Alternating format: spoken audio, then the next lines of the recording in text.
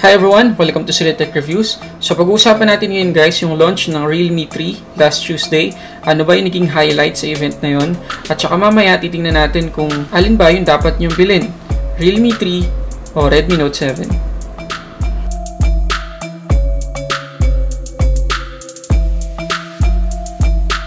Okay, so bago tayo mag-start guys, gusto ko lang i-remind sa inyo na naka 60 frames per second tayo ngayon. Mamaya malalaman nyo kung bakit. Pero ngayon pa lang, sana iset nyo na yung video nyo. Nandyan yung setting ng YouTube. Dito ata sa taas yun. Iset nyo na lang sa 1080p 60 frames per second para mamaya mas ma-appreciate nyo yung mga test na gagawin natin dito sa Realme 3. Okay, dun muna tayo guys sa highlight ng event. So, ginanap guys yung event o yung launch ng Realme 3 sa Soler sa Parañaque. Medyo nahihiya pa ako kasi ito yung first event na dinaluhan ko. At kaya maraming salamat Realme sa pag-invite sa akin sa launch ng Realme 3. Ito guys, itsura ng hall. Tapos merong backdrop ng Realme doon kung saan pwede kang magka-picture. Tapos guys, pag-usapan na natin yung event. So, pagpasok dun sa hall, ito yung makikita ninyo. Napaka-exciting ng ambient dun sa hall na yon. Siguro dahil first time ko, kaya talagang excited din talaga ako. So, straight to the point, yung event guys. Talaga in-explain nila ng in-depth yung mga features at mga specification itong Realme 3 at bakit ba siya sulit para sa budget natin. So, gusto ko i-share sa inyo guys yung ilang highlight dun sa keynote na ginawa nila. Muna natin pag-usapan guys yung Antutu benchmark na pinakita nila sa event. So makikita nyo guys dyan, i-slow mo ko lang para mas matagal nating mapag-usapan.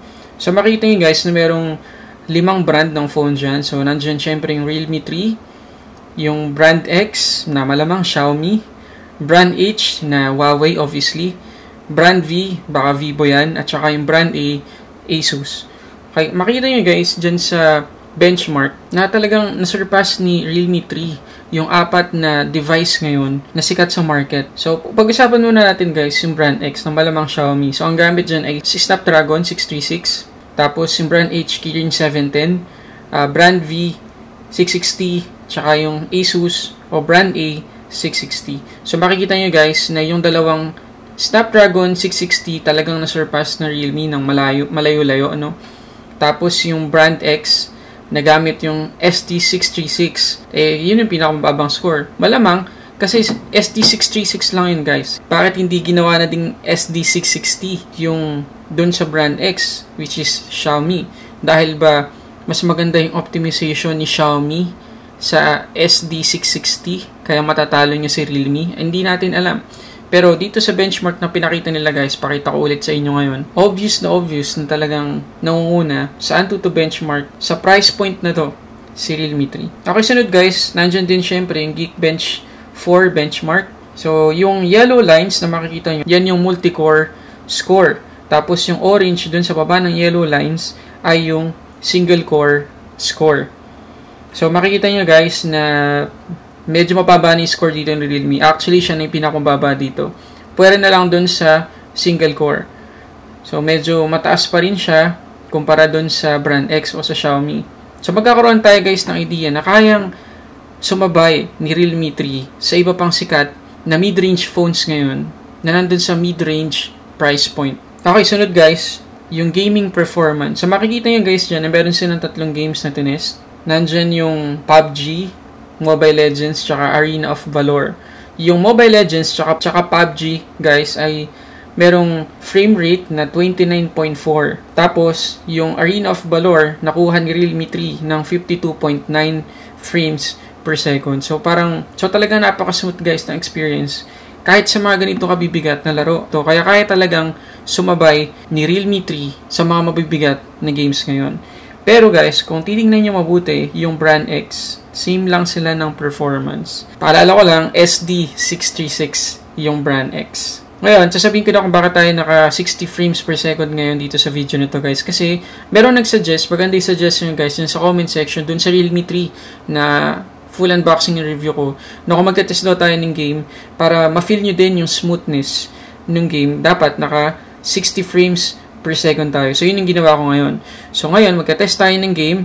Yung Asphalt 9 pa rin, tsaka yung NBA 2K19, yung tennis natin last time. At tingnan nyo guys kung gaano siya ka-smooth habang naglalaro ako ng mga games na yun, gamit yung game space ng Realme 3. Okay?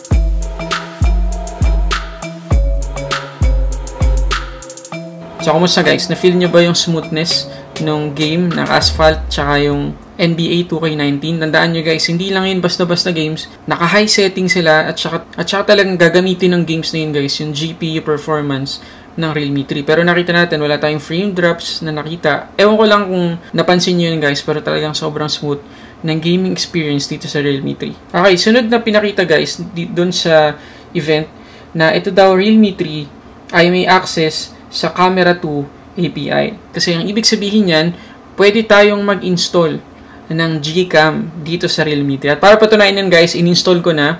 Andito siya, pakita ko lang. Ito siya, oh. Yan. Ayan yung Gcam guys. So, ngayon, para makita nyo guys yung mga images gamit yung Gcam, ito yung mga sample.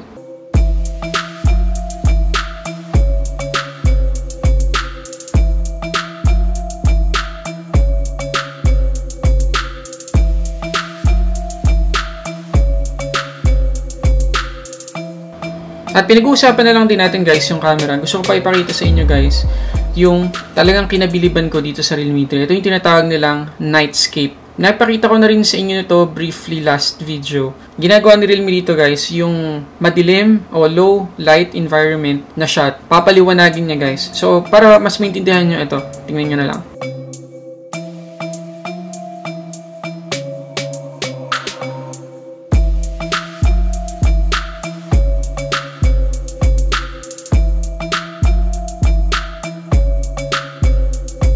At bukod sa Nightscape guys, nandiyan din yung Chroma Boost. Bibigyan ko kayo ng isa pang sample ngayon.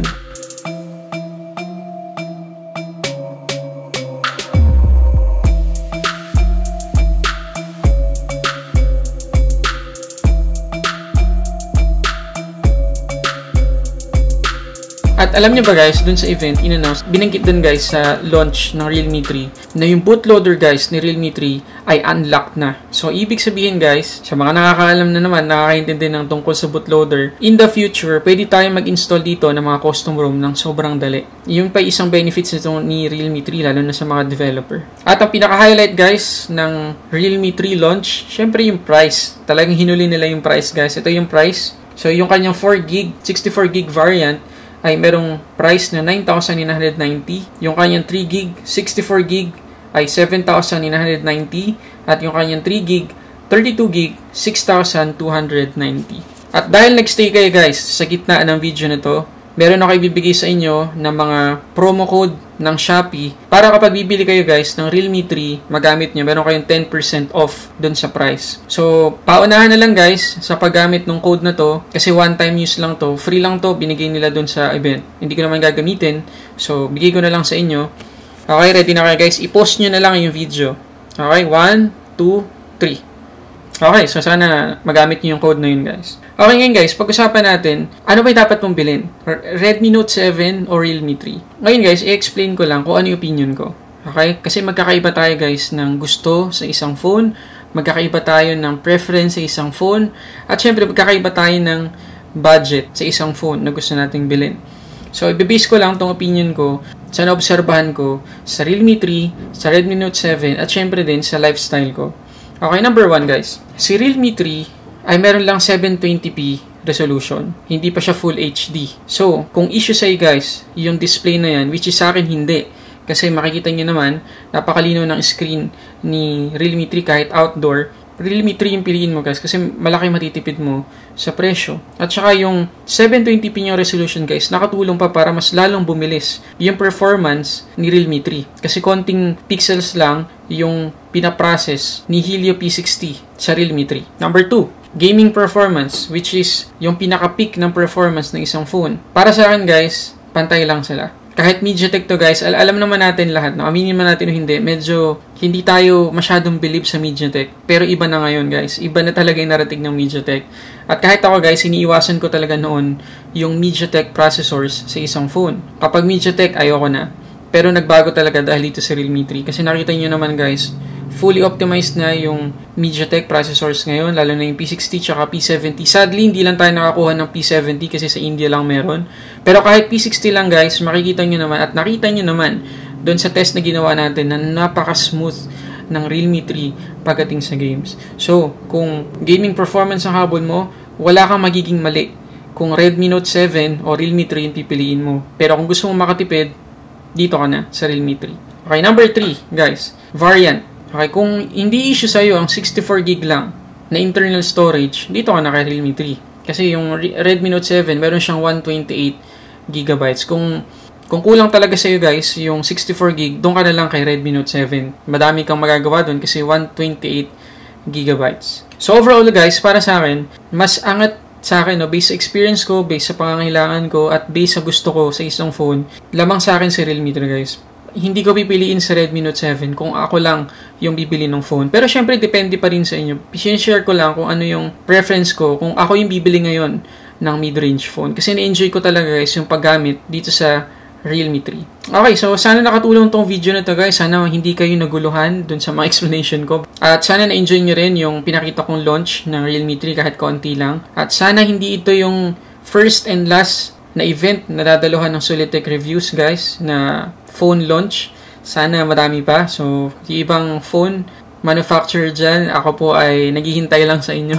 Maraming salamat in advance. So, yun lang, guys. Salamat sa panonood. Para sa samot-saring unboxing reviews, this is Sulit Tech Reviews.